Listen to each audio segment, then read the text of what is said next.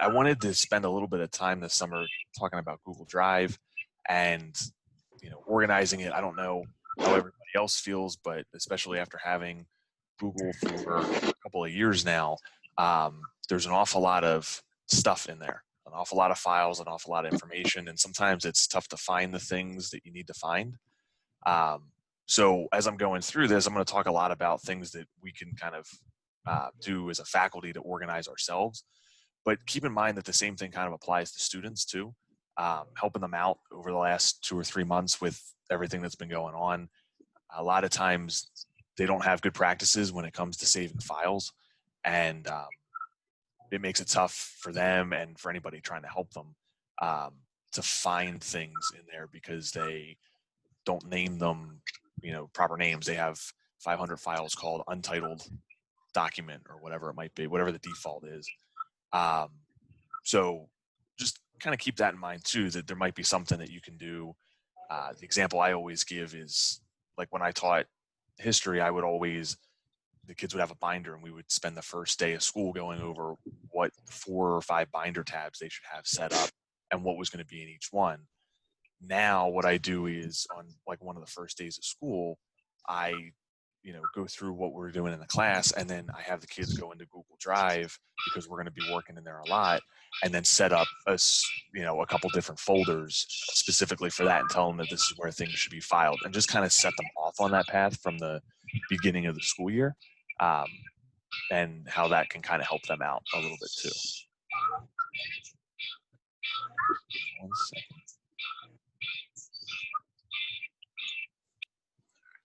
I'm just going to mute everybody, and then if you need to say something, you're just gonna have to unmute yourself first. Okay. So the thing I wanted to start with was the structure of Google Drive, just to kind of help everybody wrap their heads around it a little bit. With Google Drive, sometimes it's not as intuitive. They tried to make it look very similar to the file structure in Windows, or if you're a Mac user, so that you can kind of like understand how it works. But they also added this category of this shared with me files. And that's sometimes where a lot of the mix-up comes in, is between these two different types. So if you look at your Google Drive and open yours up, so this one is mine, you should be able to see this on my screen. Let me just make sure. So when you're in your Google Drive over here on the left, anything in my drive are documents that you own. So anything in here you can categorize, you can create folders, you can organize them however you want. This shared with me option down here.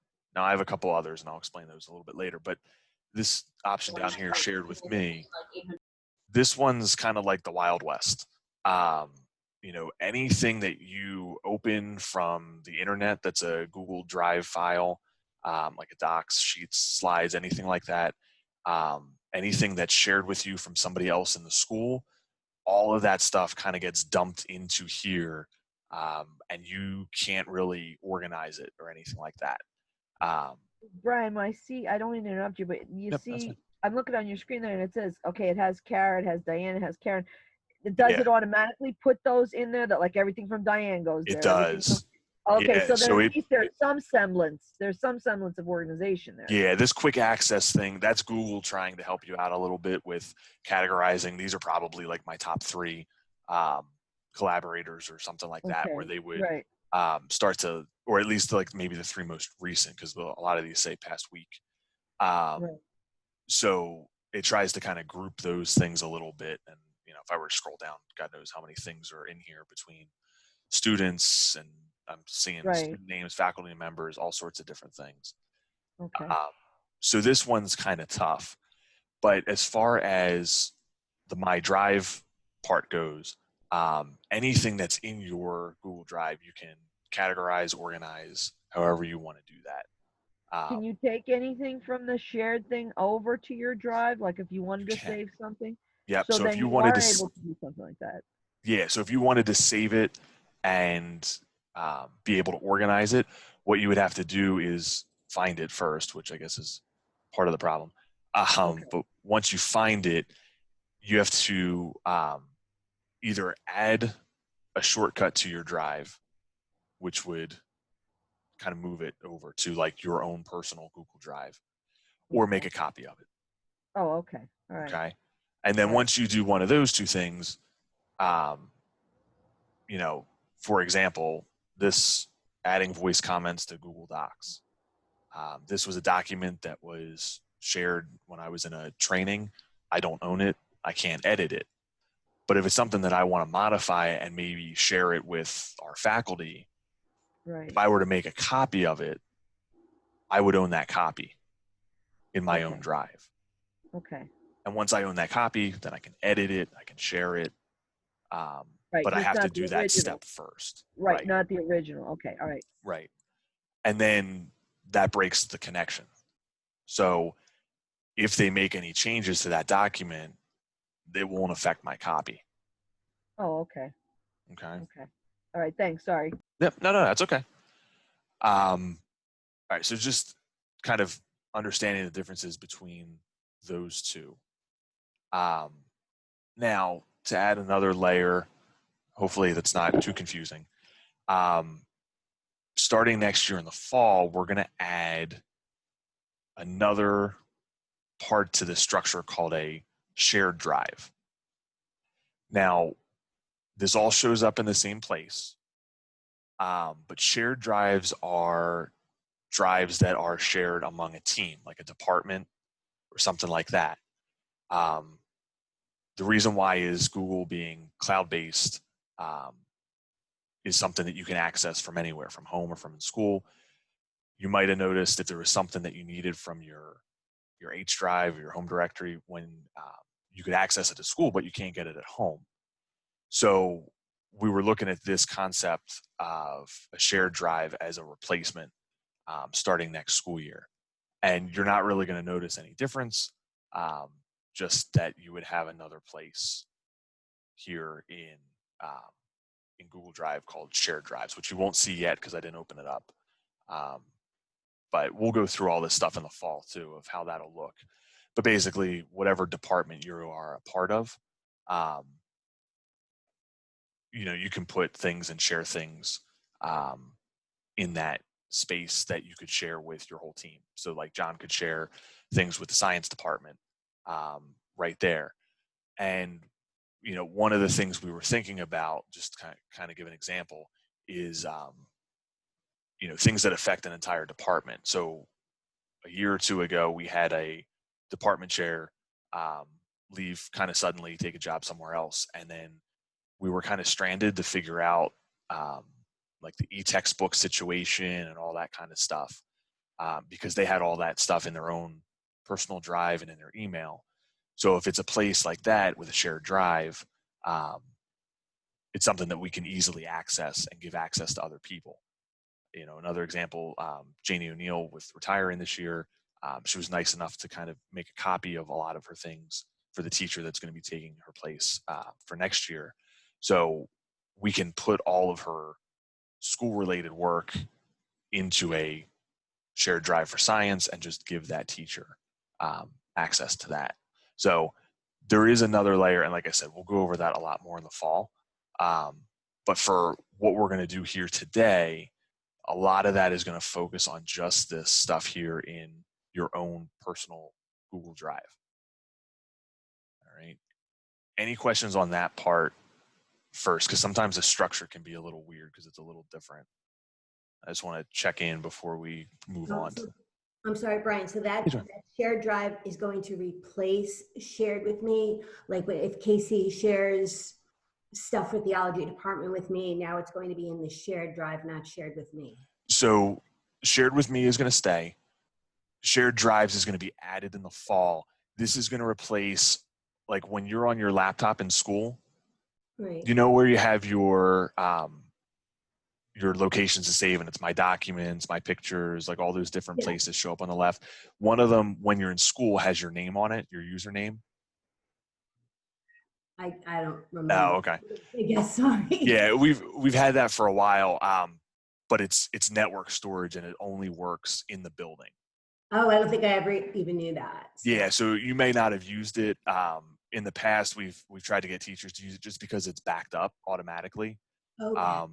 The only downside is you can only access it when you're in school. So what we were trying to think of after this whole remote learning thing was a way to have teachers be able to access it remotely. Right. So we're just going to add this layer to it just so that they can do that. Okay. So this is things like anything like for the good of the department, anything like book lists maybe for theology or, your meeting minutes when you have your department meetings, like that kind of stuff could be. Right. Casey likes us to also have like all of our tests and stuff under like a sub file, each have our own name to put all our tests. So it would be in the shared drive. From Yeah. Yeah. We'll start to work on that in the fall, and it'll probably take a little time to migrate everything. But. Well, Brian, if we do that, is that vulnerable to the kids cracking in there? And that's the only thing that I would worry about with having a test in there. Charlie and I are the only ones who can add people to the drive. Okay, so then they can't just get access to that, because I mean, correct. It's better if we obviously have it on paper and the kids can't get it, but there's always a possibility if the filing cabinet's not locked, that kind of stuff. But I just meant if we are required, or we will be, and that's what it sounds like, that's the way it's going, to put our tests in there so that the department chair and others can look at that. As long as it's not vulnerable. That was just a question. Yeah, Sorry. I mean that part's up to the department. I mean that works for Casey and theology. If that's what they want to do, that's fine. Nobody will be able to access it except those that are in the group, which Charlie and I will set up. So right. There shouldn't be a threat of that anywhere. But that's up to the departments how they want to handle tests and lesson plans and that kind of thing. Okay, thanks. Yep. And then the only reason why we think that that's a good idea, obviously, because it's remote, like you can access it from anywhere. Google Drive is also free for education with unlimited storage space. So, you could put 15 terabytes worth of data in there, which I don't think as a school we probably even have all told, but we can at no extra charge, anything like that. So, with more and more videos and things being saved and added, we have right, it makes unlimited sense. space, and it's free to use. So we want to take advantage of that, and definitely being able to access it from anywhere is pretty helpful. Right. Okay. All right. So now we'll get into some tips and things for organizing your Google Drive. The first one, and this is easier, like, Joanne, after being with us for one whole year, congratulations, by the way, you survived the first year. It was certainly an eventful one. After 1 year, it's not too bad. You kind of have an idea of, the kinds of things that you put in there. I've been here for 4, I think, already. And I have a ton of stuff in there, and it's kind of tough to keep track of. And John, you've been using this even longer than I have, so I can't imagine, all the stuff that you might have, especially department chair and things like that. So sometimes it's tough, but to try to come up with some kind of organizational system, the same way we would when we were using filing cabinets and the manila folders, which I still use, but some kind of pattern, some kind of organizational strategy that works for you. So that might be by course or by class, department meeting notes, clubs that you moderate, things like that. For me, I'll pull mine up just to kind of show that, but I wound up doing it by each department that I work with pretty much. And, just kind of separate it out that way, which made sense for me. And there's folders and subfolders. And even at that, sometimes it's a little tough to keep track of. But I know it's there somewhere. I kind of have an idea. Now, do each of those folders contain subfolders? They Brian? do. Yeah. Okay. Like if I were to break out over here on the left side, can you still see my screen, Marcia? Yeah, I can see it. Okay. Like if I were to break out curriculum, you know, And things you that I've got a whole done bunch with of them under Gent that, right? Uncle for coding and my class and, you know, different Right. things like that. Okay. And then subfolders upon subfolders. So, you know, Oh, I that's can keep great. going down into my class and there's all my units, every unit that I do with the Oh, kids. okay. So you can really drill down. It's up to you. If, you know, Right. some people like just this top level with just, you know, a little bit below it, not to like keep going with that folder tree like that, um, which is fine for some people. For mine, because of the expanse of it, I tried that in the beginning because I liked it better, and I just had too many folders to look at. So I had to organize them a little bit differently. But whatever works best for you.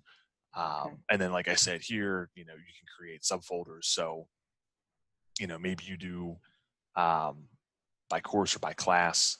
I'm thinking the resources probably wouldn't be different that much, but if you divide it by section, that might be unnecessary. But at least by At least the by major course. course, Yeah, right, by course. It worked for me. Mm-hmm. Okay. So that was the first one. And then once you figure out that organizational strategy, you can actually color code your folders. Now this, you know, might be a little excessive. Some people, like I like to kind of keep things color coded. When I taught, my 6th grade was all red, 7th grade was all blue, 8th grade was all green, I think. You know, like all my stuff, I mean, binders with my lesson plans, like everything was organized. I was that kind of teacher. But you can do the same thing here with your folders. So I have the different colors down here. This is just more to kind of break them up. Otherwise, they're all this boring gray color, which is kind of sad to look at. But if you just select one and you right click, and about halfway down, you can change the color, and you have a couple different options in here to pick.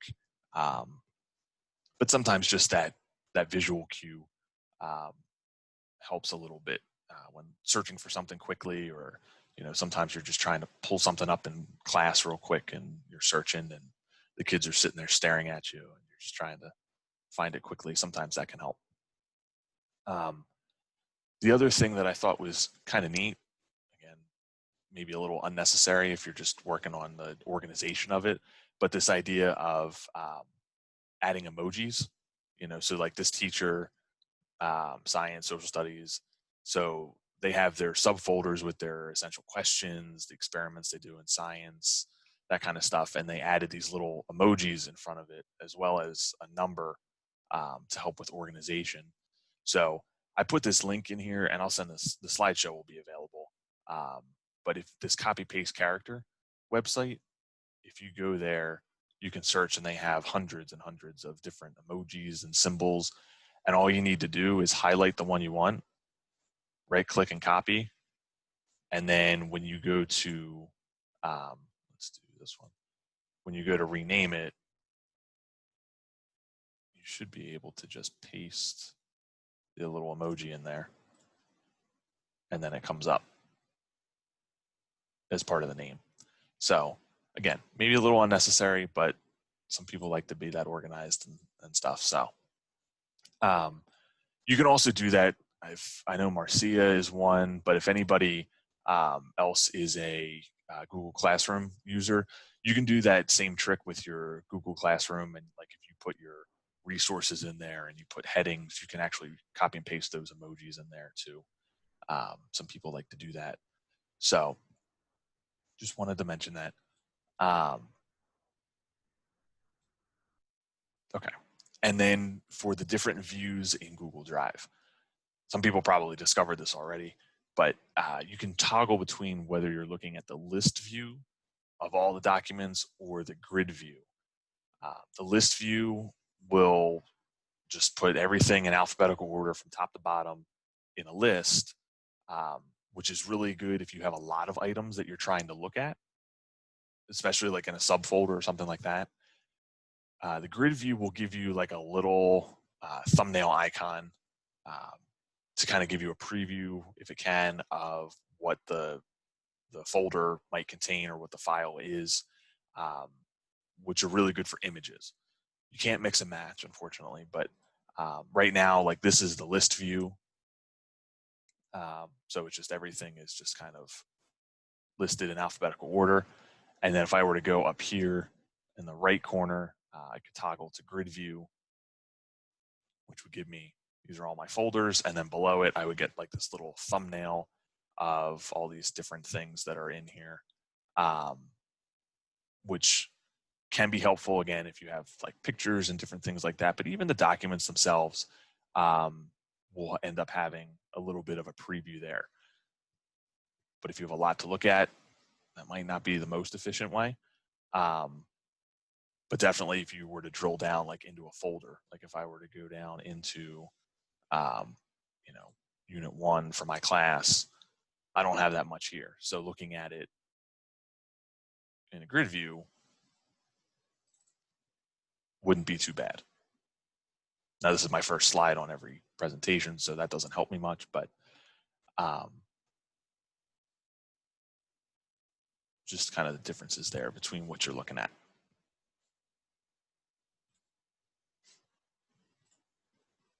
Okay, and then file naming. File naming becomes important mostly because you cannot well, by default, Google organizes everything by the first letter. So it's alphabetical by the first letter. So you can customize the order a little bit, but by naming the files, coming up with a naming convention, those kinds of things, you can kind of organize a little bit. If you were to go and look at, you know, by default, you know, if you're going to create a new document, the default is to name it Untitled Document.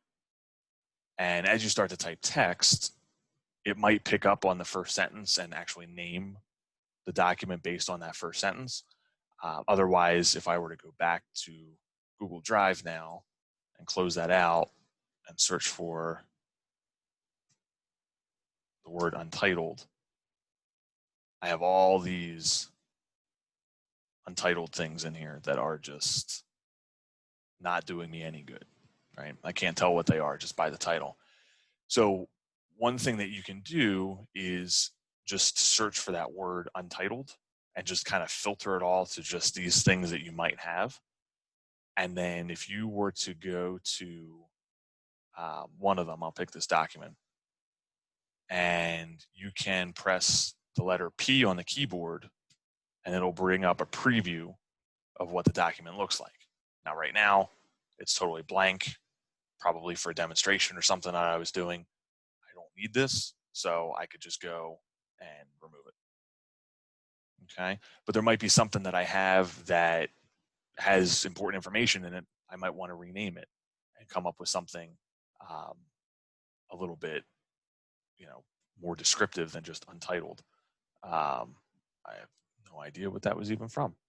But if I click or even just tap the letter N is the shortcut, will let me rename the document right there. So there's longer ways to do that. You can right click on it and you can, where'd it go? You can rename it. You can also show a preview. So the things that I did, you can do the same thing by clicking. But if you have a keyboard, it's a little bit quicker for the letter P for preview and the letter N for rename. So that might be a good place to start too, just to kind of go through all these untitled documents that show up and just kind of go through them and see if there's anything that's worth saving first of all. And then once you do figure out what they are, maybe just a quick rename of them to kind of help you, you know, be a little bit more descriptive with what's in there. Now, Brian, the goal is to have all of these separate documents in main folders to make it clearer. Like when you open my drive, you should have so many saved folders, and then inside of that subfolders and whatever. There shouldn't be just things floating around. I have so many things just floating around. Yeah, if that's what works for you. I mean, even when I haven't cleaned mine up, I usually like once a month maybe I'll go through and just kind of recategorize, because I'll have a lot of like right now I have all these folders, but down below I have a ton of loose items right now that are just without a folder. So usually once a month I'll kind of go through, and I'll be honest, the last 3 months that hasn't been my priority. So I have a lot of stuff out there that's just kind of floating. But even after I categorize them and move them to folders, I still have a couple things that just don't quite fit into a category, or maybe it's something that I'm working on. And that's okay. It's just, right now when I'm trying to find something specifically, I have to scroll through all these different things, and then this is all in alphabetical order, and then right now I only got to the E's, and I have to wait for it to load so I can get down to the rest of the alphabet. So it's just for the sake of saving you some time with trying to find things, that organization can help a lot. All right, so that's naming it. So like I said, Google will put everything in order based on the first letter of the alphabet, and there's not too much you can do about that, except you can use prefixes. So if you notice, what I've done is I've added these numbers and an underscore below each of my folders because I wanted them to appear in this order. At the time when I set it up, this is what made sense for me.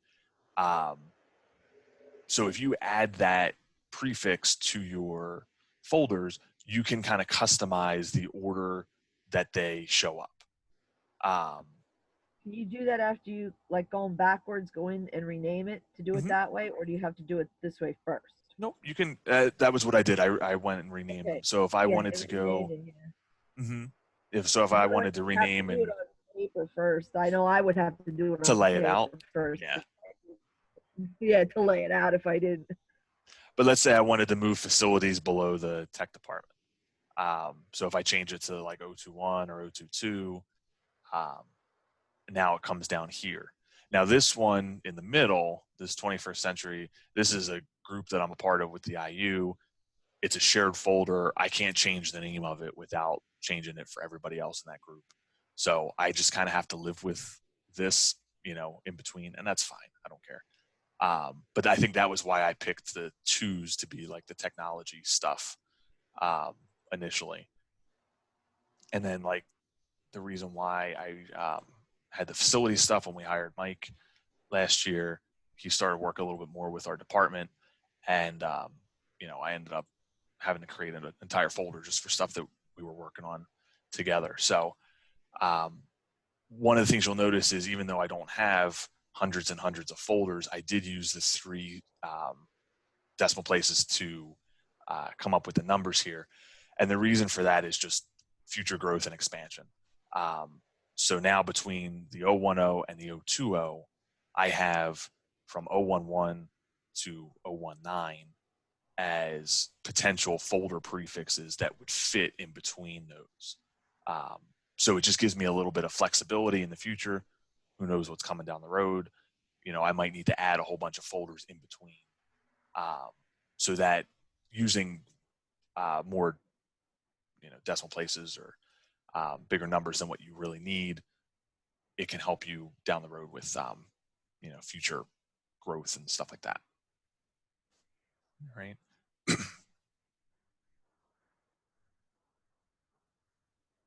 right. And then once you get to the point where you are actually moving files into folders, there's a couple shortcuts that can help you move multiple files at a time rather than just, one here and then another one and another one. So if you hold the control key while you're clicking on multiple items, that will select every item that you click and allow you to move all those items to a folder at once. Or if you hold the shift key and you click an item, hold the shift key, and then click a last item in a row, everything between the first and last item will be selected. So if I were to come down here to, let's say I click this first one, this first video, and then I want this video and this video. These 3 should be highlighted in blue.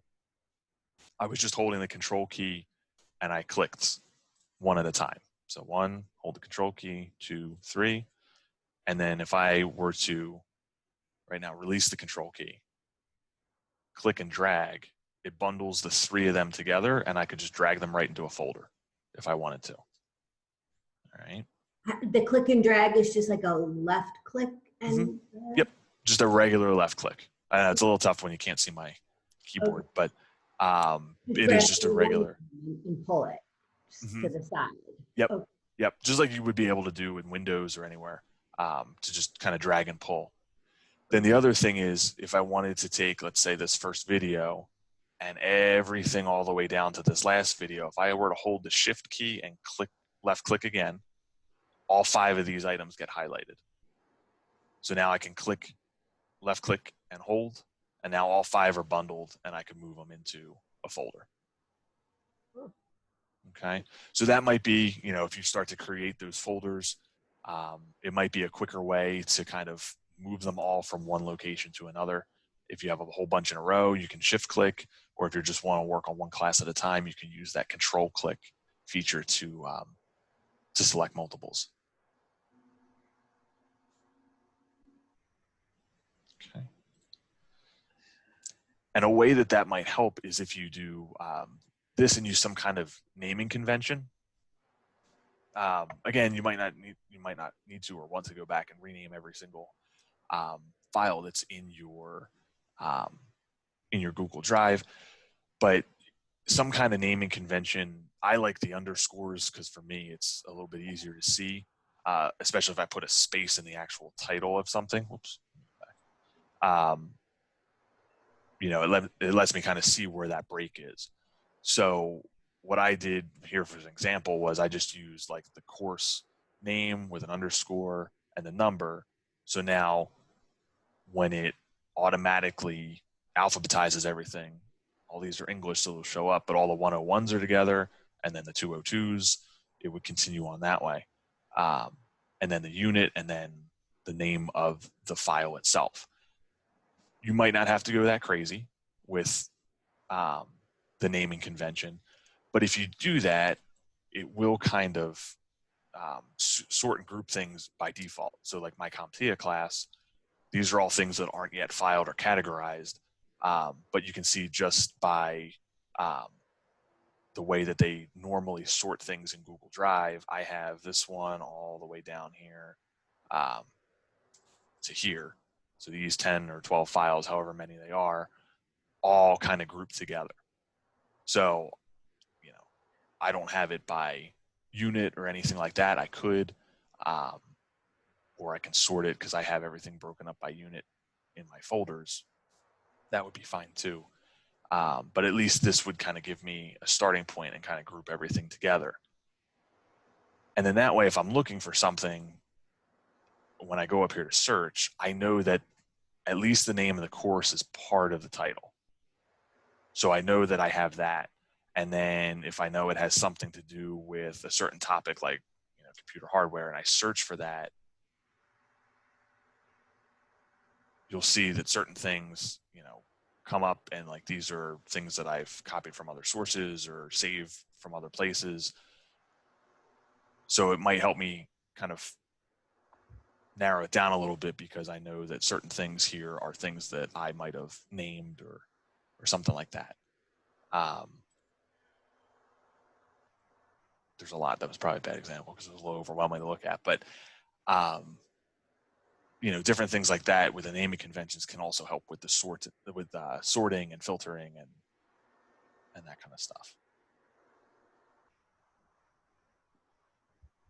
So Brian, if you did that, if Mhm. we did like the first example you have there, social studies dash whatever the course number is and the unit, and so if you did that, that would help you to sort of organize it into chapters and things like that. So if you want just all the stuff from chapter 1 to be together, I mean, I guess you could do that and just put it in one folder, but like if you were looking for it, would it make it a little easier? Is that what you're saying, to sort of find it by putting that little underscore there? Yeah, if you were consistent with however you decide to do it, even if it's just course number or whatever it might be, Right. Having that, the underscore is like a little bit of a break. Right. You don't put But a it's space. not a space. Like I have a space in the actual name of the file here. So this is Okay. just, again, like a prefix. Right. But But it in other would words, help.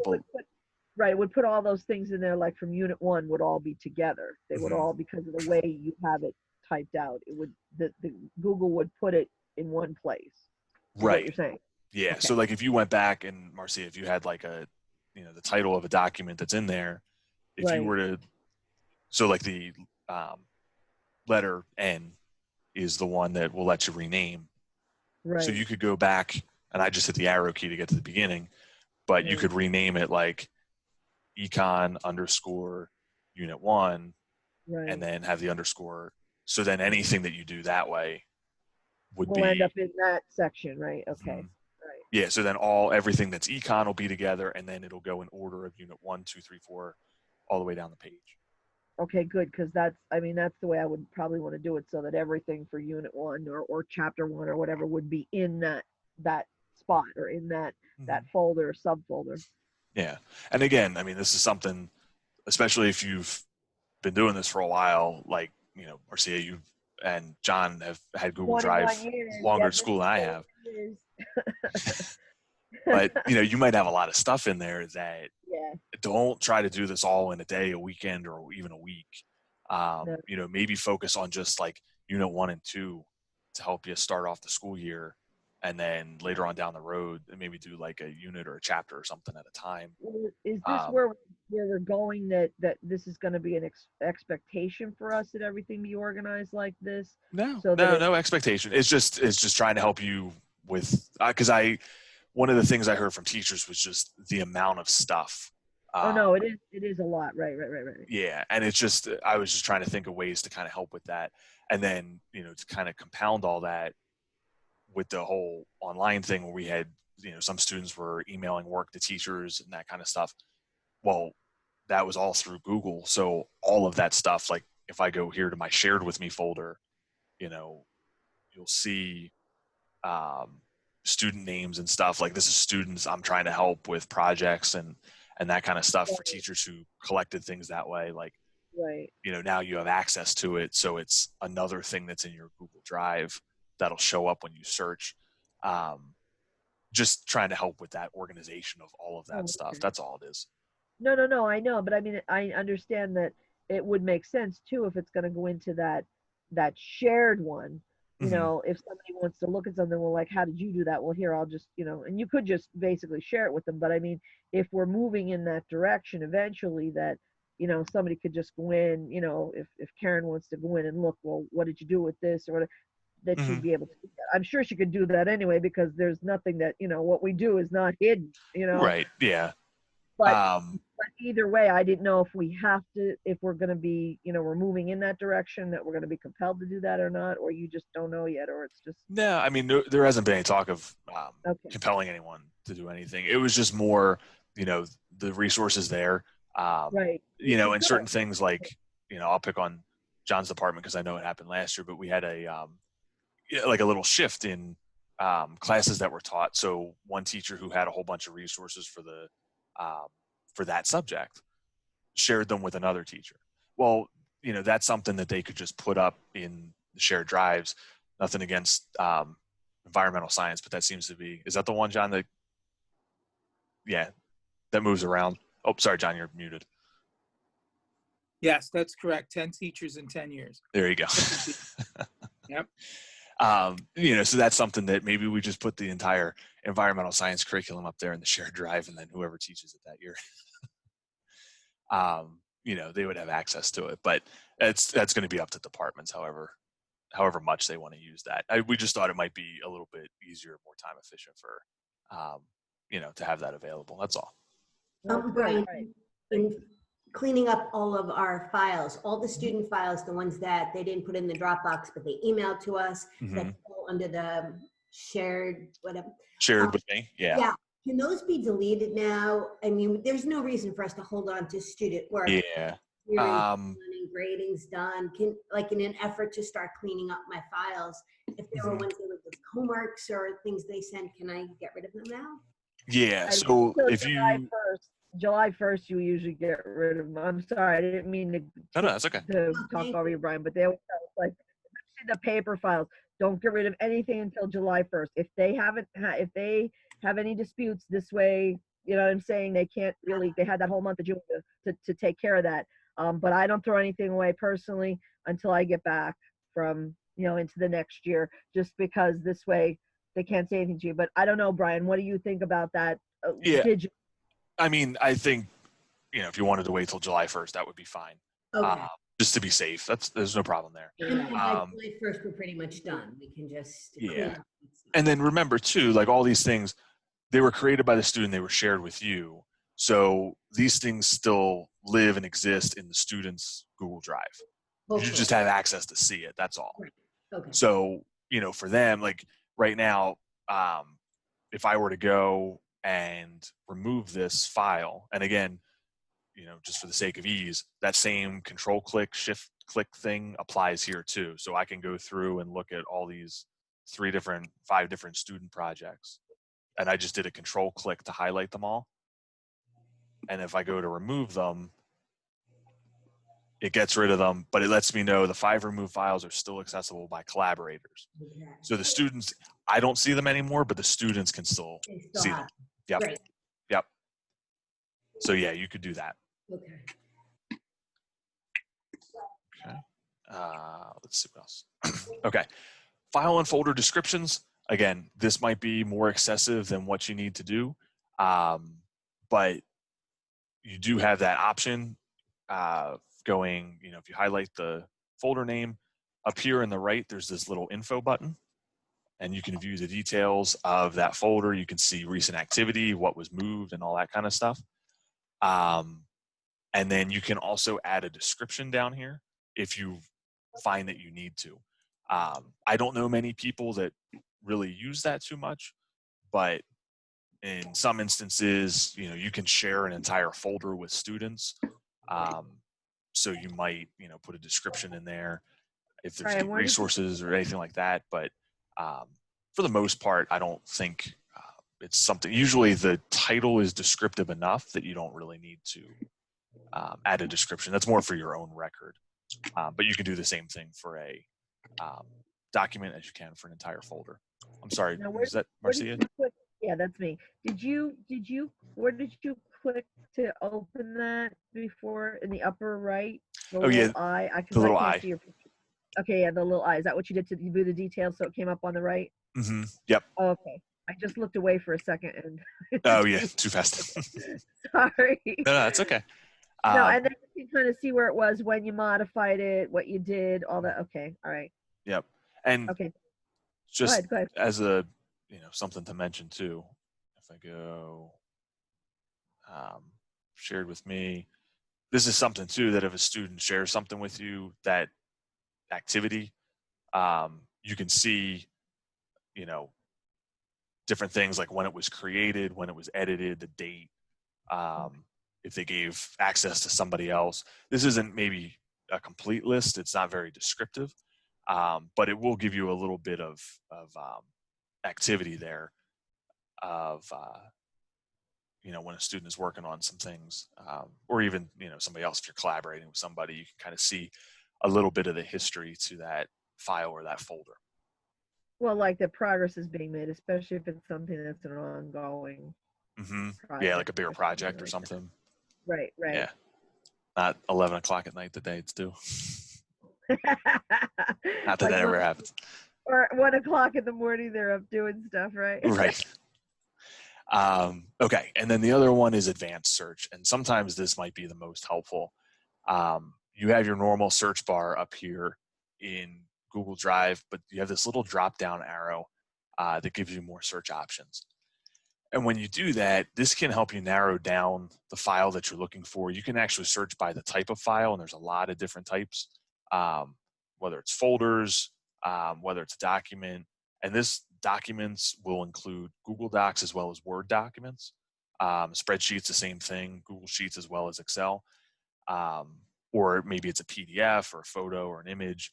So you can get really specific for the type of file it is. And sometimes that helps because we might have, you know, a couple different things with the same name, but you know, it definitely was a PDF or it definitely was a video or something like that. and then you can specify if you think you were the one who owned it and created it, or if it was somebody else. If you know specifically it was shared from somebody else, like if maybe Karen sent something out with a schedule on it, or if Diane sent something out, you can search for a specific person. And then location, if you want to dig through, if you think it's somewhere specific in your Google Drive, you could do that too. But usually if you're searching, you probably don't know exactly where the location is. And then other things too, like the date it was modified, if you can kind of remember when it was that you were working on it, give or take. And then what's nice is you can search for any words that are found in the file. So you might not be able to remember the name of the file exactly, but if you remember kind of the content of it, or a phrase or sentence or something that is in it, you can search for that.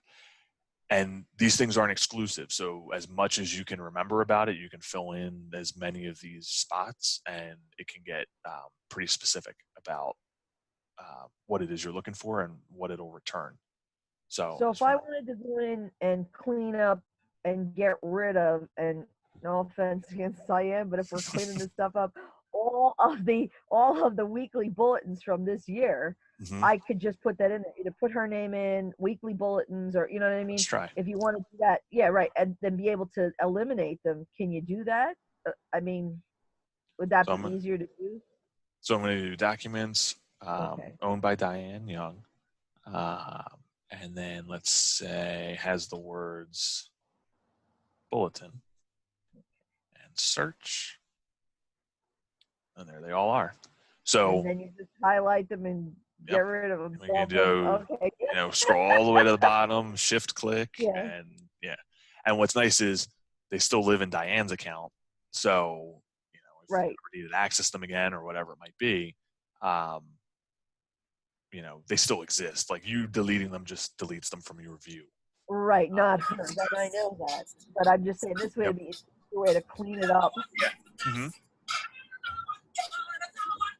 that Diane in the background? Oh.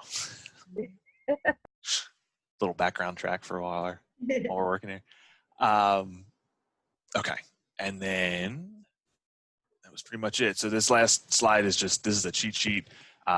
So when I send this out, this is a link that'll open up a lot of the things that we covered here today, show up here as well, especially about like the organization of Google Drive, how these things work, what all these buttons do, and all that kind of stuff. So this will be available. The recording will be available if anybody wants to go back and rewatch it. But that was all I had for today. Just a couple quick tips to kind of get everybody started.